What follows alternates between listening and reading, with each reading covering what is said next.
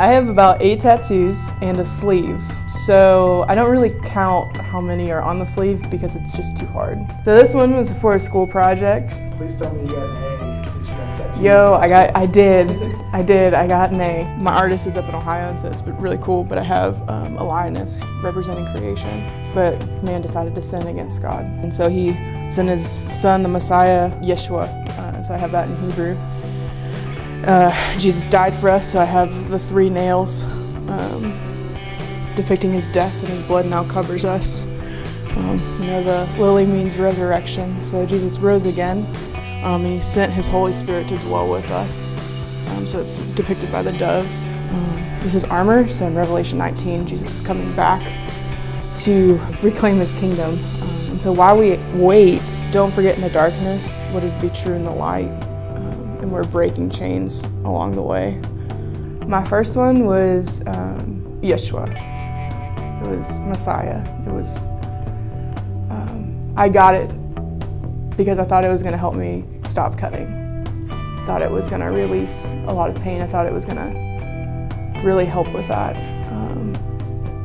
In the end, it didn't fully stop that, but it serves as a reminder for how far I've come.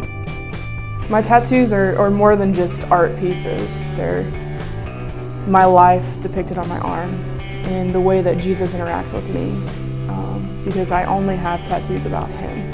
My tattoos aren't just color, they're not just black and white, but they hide the scars of my life. But I boldly proclaim them, because if I don't boldly proclaim what I've gone through, you know, for God's glory, for Jesus' glory, I actually have for his glory.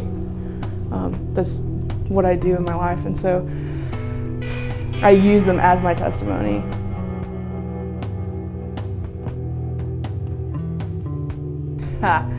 Yeah, well, I probably will chuckle like I just did first. I know that is a very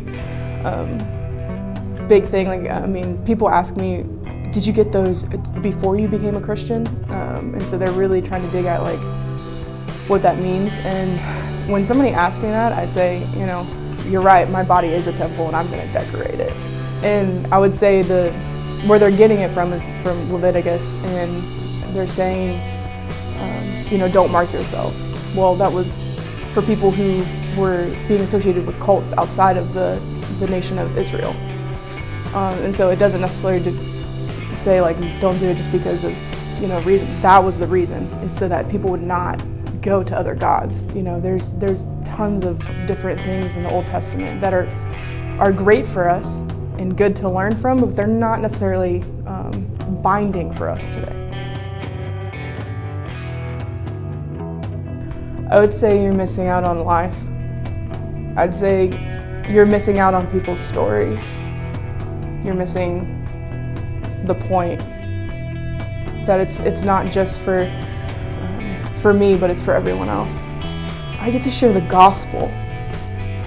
I get to share the gospel when people ask me about my tattoos. I get to share about God's grace, his mercy, and his love. I get to share about what he's done for me. I wouldn't trade that for the world. And so, if you think Christians shouldn't have tattoos, you don't have to get them.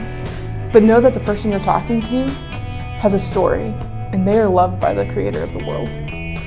Just don't judge a book by its cover. There are people who are hurting, people who need hope. So if you write them off because of ink, then you could be writing them out of the book of life.